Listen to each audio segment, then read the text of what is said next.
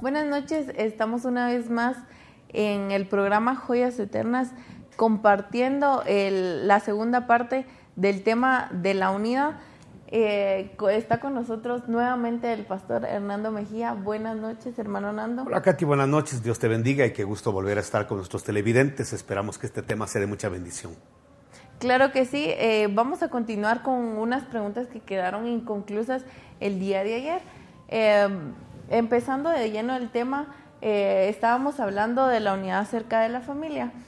¿Qué pasaba cuando habían matrimonios mixtos? Es decir, que uno de los cónyuges era cristiano evangélico y el otro no, ¿verdad? ¿Cómo se podría manejar esta situación para que de todos modos se mantuviera la unidad en el matrimonio? Poníamos algunos ejemplos, ¿verdad? Por ejemplo, el esposo, en este caso, ¿verdad?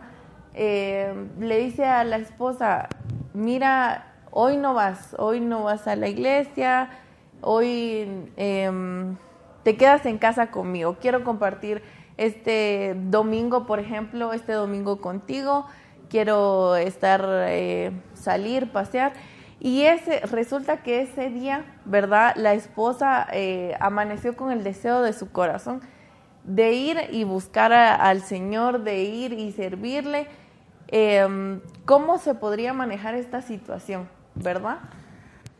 Wow, la verdad que la pregunta es muy, muy fuerte porque tenemos que dar una respuesta en base a lo que estamos hablando, que es en base a la unidad. Mira, ya dijimos el día de ayer que el hecho de que una pareja sea mixta, es decir, que una parte sea cristiana y la otra no por eso tiene que romper el vínculo matrimonial. Siempre y cuando la persona que no es cristiana quiera mantener ese vínculo matrimonial y familiar. Y obviamente si el apóstol Pablo establece que en este caso de que la persona que no es cristiana evangélica quiera permanecer en la familia, en el matrimonio, entonces eso no tiene que ser para el cristiano un estorbo de decir, bueno, como no es cristiano, me separo y rompamos este matrimonio. O sea que sí se puede convivir. Lo único es que hay que madurar. Lo único es que hay que tener una solidez clara de respeto en la pareja. El problema es de que como nunca se habla y nunca se comparte porque hay temores, porque quizá la pareja ya no tiene la capacidad de hablar, porque lo primero que se rompe es la capacidad del diálogo. Y cuando esto se rompe el respeto. Lo más importante es hablar, es dialogar. Y tratar de entender, porque ese es el amor, qué es lo que piensa la otra parte. Porque si bien es cierto, los cristianos queremos que toda la gente pueda entender, experimentar, sentir lo que uno ha sentido, no está en nosotros que la persona lo sienta, que la persona lo viva. Porque el evangelio es una vivencia. El evangelio no es un cambio de credo. Es una experiencia real con Dios. Y creo que el primer interesado en que la gente tenga esa experiencia es el mismo Dios. Pero respeta, mira hasta dónde llega el respeto de Dios. Respeta las decisiones que cada persona quiere tener. Él le puede decir a todos los hombres, yo quiero que tú experimentes la gloria, que tú experimentes mi presencia, que tú experimentes el perdón de pecados, que tú experimentes lo que es mi gracia. Pero si el hombre no quiere, entonces Dios respeta eso. Y aquí nos está dando un principio Dios. Respetemos cuando la otra parte no quiere tener ese contacto, esa comunión. Claro, lo podemos inducir, podemos hacer que se le antoje. Eso sucede como cuando, por ejemplo, alguien está preparando un platillo de comida muy sabroso. Y ya lo probó y dijo, con eso se van a chupar los dedos. Pero cuando llegan todos los miembros de la familia, resulta ser que ya uno comió tarde, otro también desayunó tarde, y entonces nadie tiene hambre. Pero como la persona que ya probó la comida sabe que está deliciosa, dice, pero aunque sea un poquito, sírvete para que pruebes, es que salió delicioso. Entonces no es de que la gente quiera imponer un credo, imponer el evangelio, imponer el cristianismo, sino que lo que uno quiere es que la gente logre saborear, porque uno sabe que si alguien logra saborear la presencia de Dios, le va a gustar, le va a cambiar la vida y va a ser muy feliz. Entonces, esa insistencia que tenemos los cristianos de que las partes que no han experimentado lo que hemos experimentado nosotros lo sienta, puede llegar en un momento determinado a ser incomprendido por las otras partes. Y decir, este ya viene otra vez a hablarnos de lo mismo. Este ya viene otra vez a imponernos lo que quiere. Y que algo que uno, quiera transmitir con agrado, se vuelva desagradable. Aquí entra la sabiduría del cristiano, de entender que quizá la otra parte no está todavía preparada, no es su tiempo para que experimente lo que uno ha experimentado. Entonces, darle su tiempo y darle una buena evangelización. Nosotros todos los pastores hablamos de evangelismo. Y en el evangelismo hablamos de la forma como atraer a una persona que todavía no ha experimentado la gracia de Dios y hablamos de métodos y tratamos de enseñar, métodos para hacer atractivo el evangelio. Y entonces las ovejitas a veces lo aprenden y aprenden a tener buenos métodos de evangelización que podría ser para llegarle a un niño a través de obras, a través de payasitos, a través de cantos. Lo que queremos es de que el niño en su lenguaje entienda lo que es la grandeza del evangelio. Y así damos diferentes eventos para hacer atractivo el evangelio. ¿Qué es lo que queremos? Que la gente pruebe la delicia de lo que es nuestro Dios. Pero puede ser que seamos muy buenos evangelizantes en la calle, en la iglesia, pero no en la casa. Y que en la casa queramos imponer de una manera no estratégica, no agradable, el evangelio.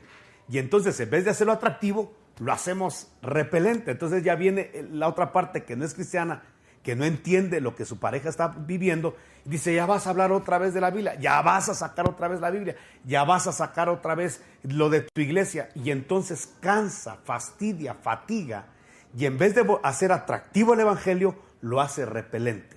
Lo mismo puede pasar con los hijos.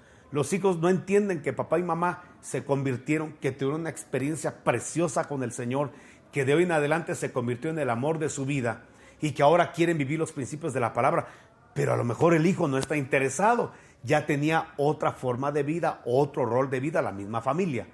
Entonces, ¿cómo atraer al joven? No se le puede imponer, pues de ahora en adelante te vas a ir a la iglesia porque nosotros ya cambiamos de denominación, ya cambiamos de iglesia. No se puede hacer esa tajancia. Lo que se debe hacer es hacerle a ese joven también atractivo el evangelio como a nosotros nos lo hicieron. Entonces tenemos que entender que tenemos que evangelizar. Nuestra función es evangelizar, pero con métodos que no sean chocantes.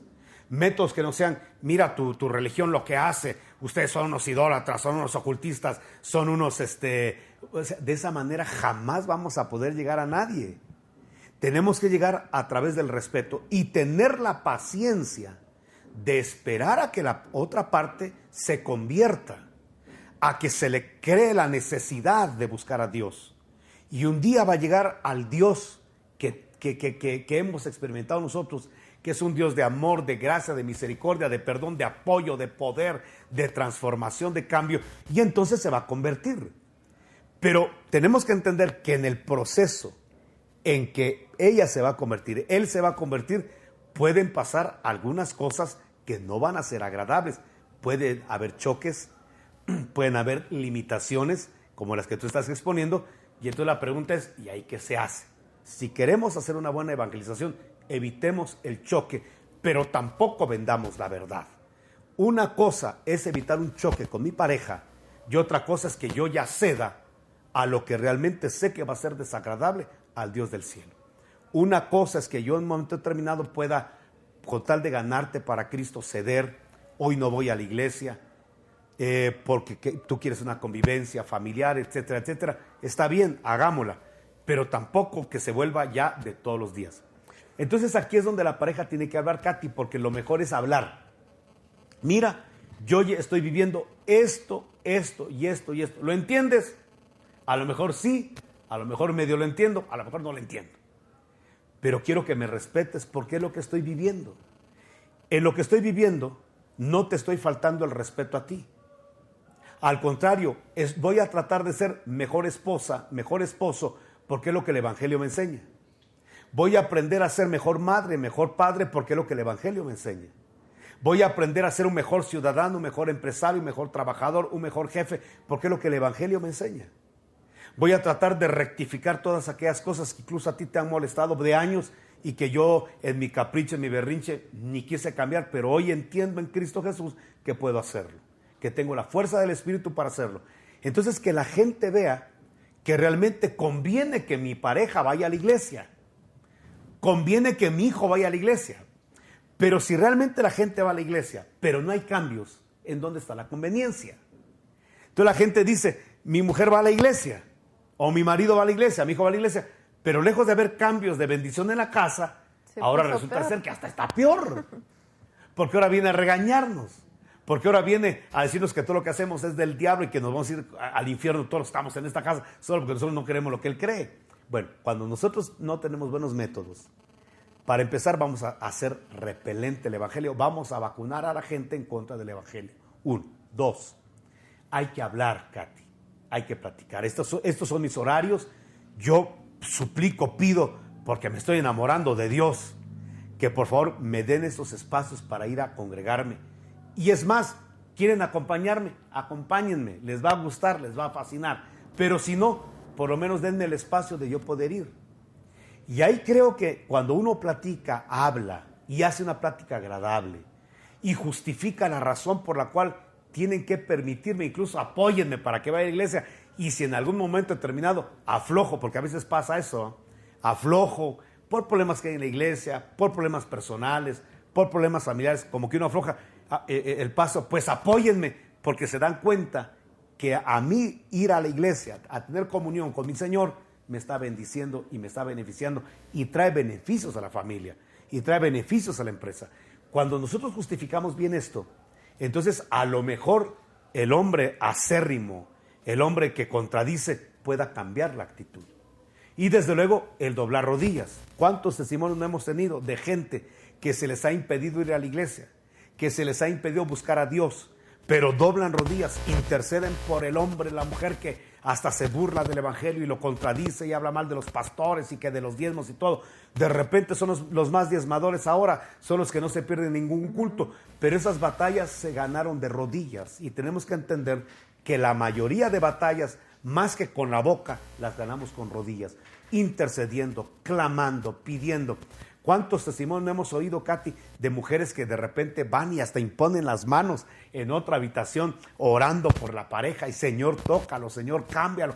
Y gente que en sueños, en visiones, por ángeles, porque se crea la necesidad, se convierten y resultan ser hasta más avanzados, hasta más perseverantes, hasta más serviciales que la misma pareja que intercedió por ellos. Entonces tenemos que estar a la expectativa de los milagros que Dios pueda hacer para enderezar la senda. Yo siempre creo que Dios es un Dios de oportunidades y es un Dios de transformaciones. A veces, hay que decirlo con franqueza al auditorio, a veces para que se convierta alguien de la familia hay que orar años, a veces son días, a veces son horas. Yo he tenido testimonios de gente que se convierte hoy, al otro día ya está conversión preciosa. Vienen de repente las parejas inconversas juntas y ahí se convierten los dos y comienzan una vida preciosa.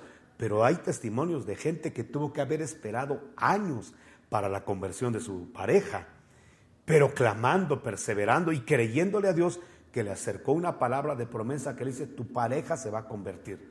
Y a veces hay que esperar un cierto tiempo, a veces años, y estar tolerando adversidades.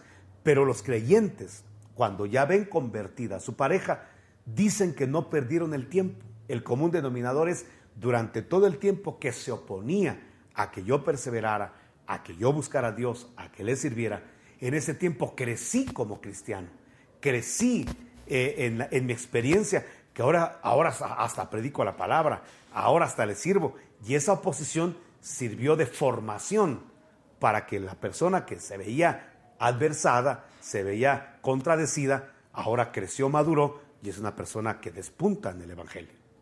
Claro que sí, creo que la conclusión, ¿verdad?, de esta pregunta sería el evangelismo en casa, ¿verdad? Más que palabras, son hechos, ¿verdad? Yo escuchaba algo en lo secular, ¿verdad? Y decían que había que ir a predicar el evangelio y que si era necesario usáramos la boca, ¿verdad? Entonces nosotros predicamos con los hechos, ¿verdad? Con nuestros cambios, con lo que nosotros vivimos día a día con Cristo, ¿verdad? De nuestras experiencias. Entonces, esa sería la conclusión, ¿verdad?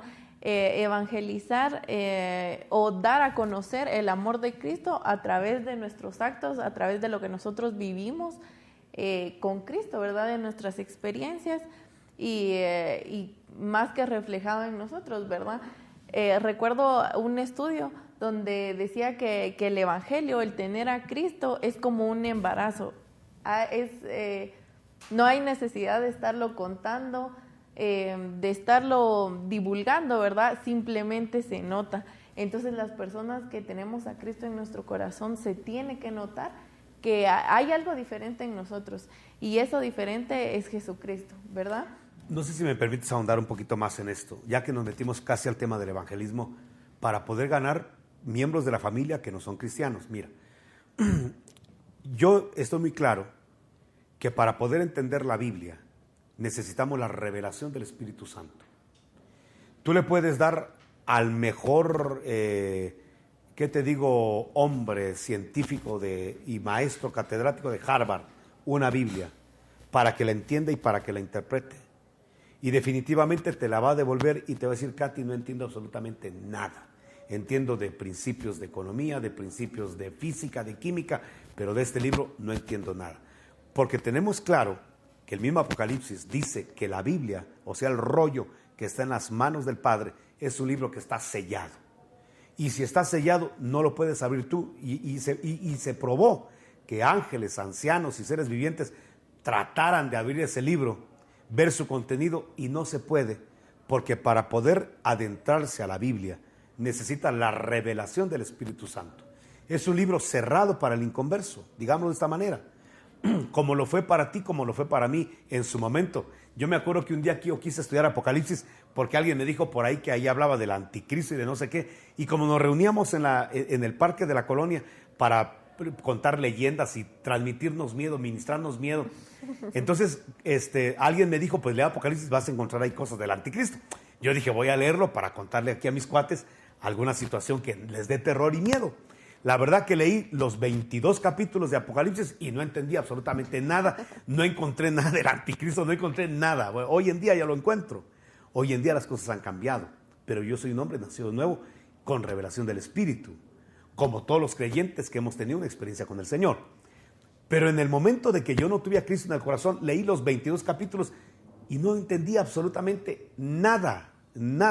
Bueno, pero lo que sí entendí fue lo que la Escritura habla en 2 Corintios, que nosotros los cristianos somos un libro abierto para el mundo. Entonces la Biblia es un libro cerrado. Entonces la pregunta es, ¿y cómo se van a convertir? A través del libro que está abierto. ¿Y cuál es el libro abierto? Nosotros. El apóstol Pablo dijo que nosotros somos la carta abierta al mundo. Entonces, si yo soy la carta abierta para el mundo, entonces la gente va a querer leer la conducta, el proceder, las decisiones, las reacciones, para que de esa manera pueda acercarse a lo que yo le quiero comunicar ya con la palabra, o sencillamente va a rechazarla, porque no va a tener cabida la palabra cuando no hemos tenido una buena expresión por medio del testimonio de lo que queremos predicar y de lo que queremos decir, ¿verdad? Salió este tema, ¿verdad?, por lo que mencionábamos anteriormente, que era el evangelismo en casa. Y no solo lo podemos hacer con el cónyuge, con los hijos, sino, no me dejarán mentir los televidentes, ¿verdad?, que tenemos primos, tíos, hermanos, incluso padres, ¿verdad?, que aún no han nacido de nuevo, no han conocido la verdad y lo precioso que es vivir en Cristo, ¿verdad? Entonces mencionábamos esto, lo que es el evangelismo a través de nuestros hechos, de lo que nosotros hacemos, de cómo vivimos, de cómo actuamos, ¿verdad?, en nuestro diario vivir. Teníamos otra pregunta, ¿verdad? Hicimos la conclusión de lo que es la unidad, ¿verdad?, en lo familiar, ¿verdad? ¿Cómo podemos mantener la unidad a pesar de estas dificultades que en este caso serían los matrimonios mixtos? Ahora queremos tocar otro punto que es la unidad en la congregación, ¿verdad? Sabemos que en la congregación, o nosotros como congregación también somos una familia, ¿verdad? Y también necesitamos tener éxito en algunos proyectos que tal vez nos hemos propuesto, ¿verdad? Como congregación, y cómo podemos hacer para que estos puedan tener éxito, así como en casa, en la congregación también, a través de la unidad. Bueno, hablando de la unidad congregacional, tenemos que entender algunas cosas, porque qué bueno que tengamos unidad en la familia. Y la unidad de la familia, obviamente la tenemos que llevar a la iglesia, a la congregación donde estamos. Pero tenemos que entender algunas cosas, Katy. En primer lugar, que cuando llegamos a una congregación cristiana, llegamos para compartir con la gente. De hecho, nos llamamos hermanos. Pero a veces tenemos el error de hermano tal, hermano tal, hermano tal. Y quizá ese término hermano, no que esté mal dicho, no, yo no quiero quitar una tradición, pero quizá deberíamos llamarnos más Katy, más Juan, más Pedro, para llegar realmente a una confianza, porque en la familia tú a tu hermano le dices, ¿cómo? Hermana Bere, sino que sencillamente le dices Bere, ¿va? Entonces, en el caso mío, yo tengo un hermano que se llama Jorge, una que se llama Sonia. Yo no le digo hermana Sonia, hermano Jorge, yo le digo Sonia y Jorge, ¿va? Entonces, a lo mejor ese término hermano quizá nos ha hecho que quizá la intención fue buena, pero realmente nos está quizá alejando de una verdadera amistad. Y entonces como que el hermano llega a ser un título, no llega a ser una realidad, sino un título. Y cuando no es una realidad, sino un título, entonces podemos estar en una iglesia, decirle a la gente, es mi hermano, es el hermano tal, pero no hacerlo ni sentirlo mi hermano. Entonces viene un feriado y la gente dice, ¿a dónde vamos? Y no tienen con quién convivir. A todo el mundo en la iglesia le dice hermano, pero no lo siente hermano, porque en el momento de una convivencia, de una relación, de un asueto laboral, un día de ir a piscinear, de ir al cine, a algún evento social, un relax, no tiene con quién ir. Aunque la iglesia sea de 350 personas, de 500, 1000 personas, no tiene con quién salir, aunque a todos les dice hermanos, realmente no es una realidad. Y entonces tenemos que empezar a ver si no el término hermano, de alguna manera, en vez de acercarnos, nos está disasociando, nos está desuniendo. Habría que ver eso. Pero sí es muy importante que nosotros tengamos unidad en la congregación. Lamentablemente, a veces han habido malas experiencias. De repente hay una persona que tuvo una mala experiencia en una congregación. Le dio la apertura a una persona, la quiso hacer su hermano, y la otra parte no lo entendió así, sino se aprovechó de la amistad, se aprovechó del hermano. Eso suele suceder. Y entonces esa mala experiencia de que te defraudó, de que no supo valorar, aquilatar tu amistad, hace que a lo mejor hasta te hayas ido de una congregación y llegar a otra. Y llegas a otra congregación ya prejuiciado. Entonces dices, en esta congregación ya no voy a ser igual que en la otra, no voy a dar toda mi amistad, no voy a abrir mi casa. Es más, llegan a la iglesia, media vez el pastor dice amén y amén, o antes de decir amén, ya van para la calle, ya van abordando sus vehículos. ¿Y por qué? Porque no quieren relacionarse con nadie. Y no quieren relacionarse con nadie porque cuando lo hicieron en el pasado fueron defraudados. Entonces ahora hasta dan instrucciones, ¿verdad? Hijos, vamos a llegar a esa iglesia, pero ya no vamos a tener mayor amistad con nadie. Así que cuando yo dé la señal de huida, porque no es de partida, sino de huida, nos vamos y nos vamos corriendo. Y a algún mediodiácono, adiós, y a nadie le dan el nombre ni dirección porque no queremos convivencia con nadie. Ese trauma que se trae de otra congregación o en la misma congregación, tenemos que erradicarlo, no tenemos por qué primero cambiar nosotros. Yo tengo un eslogan, que a mí la gente no tiene por qué hacerme cambiar. Yo tengo un concepto sacado de la Escritura, una forma de vida sacada de la Escritura, que es dar, que es comunicar, que es aceptar a la gente, que es acercar a la gente. Pero en ese acercamiento de gente, mucha gente se va a aprovechar o se ha aprovechado, mucha gente lo va a malinterpretar, lo ha malinterpretado. Pero el hecho de que la gente se aproveche, malinterprete, quiera sacar ventaja de una amistad, de una relación, no tiene por qué hacerme cambiar, es lo que yo he pensado siempre. Yo si tengo una forma de vida sacada del Evangelio, las malas experiencias no tienen por qué hacerme cambiar a mí. Y quizá la próxima sea igual o peor, pero no voy a cambiar. No voy a cambiar por la sencilla razón de que Jesús no cambió y no ha cambiado conmigo, a pesar de tantas cosas que yo he hecho en contra de Él. Jesús me ha dado una amistad incondicional como te la ha dado a ti. Yo te hago una pregunta: ¿cuánto ha cambiado Jesús su amistad contigo?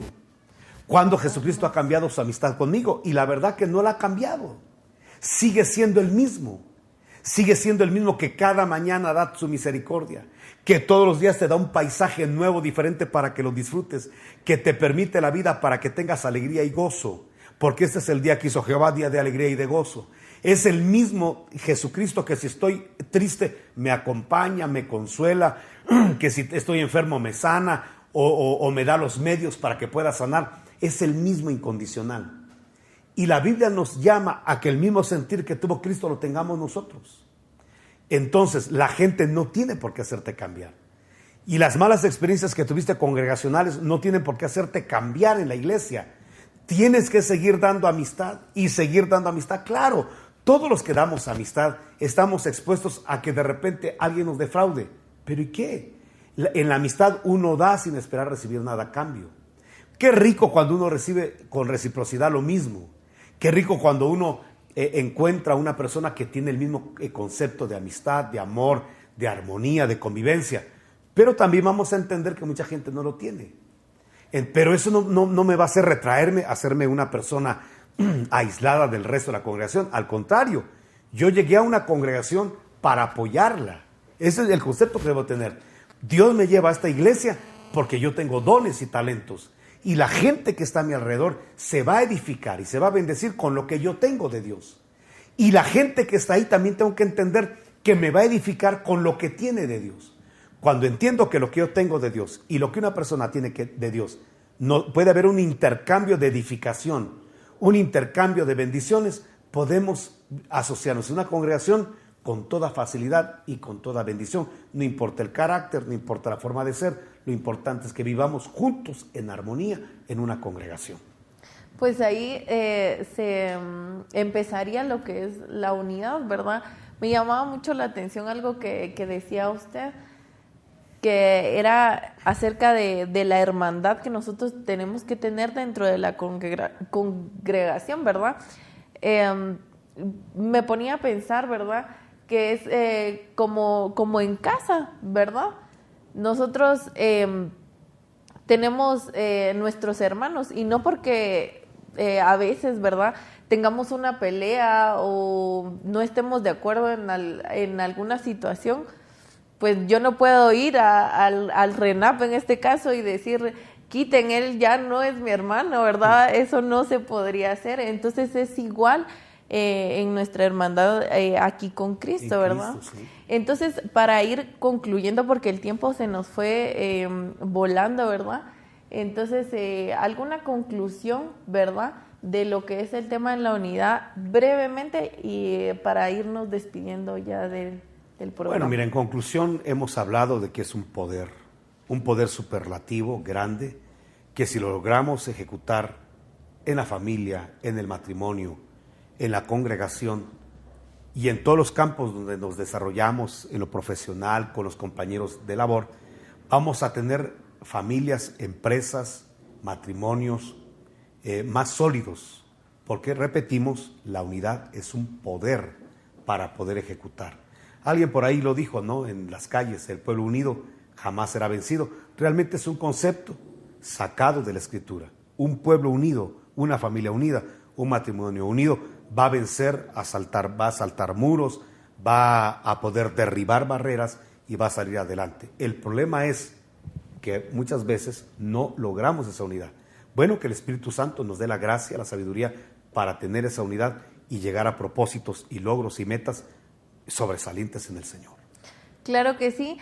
Pues muchas gracias por compartirnos una vez más estos grandiosos temas. Le recordamos a usted que puede comunicarse con nosotros para aportar o sugerirnos los temas que usted desea escuchar, ¿verdad? Y la primera parte de este tema. Si usted no la pudo escuchar, la puede adquirir en las instalaciones de la iglesia Ministerios Ven Señor Jesús. Y pues estamos aquí, los esperamos en nuestra próxima sintonía. Esto fue el programa Joyas Eternas.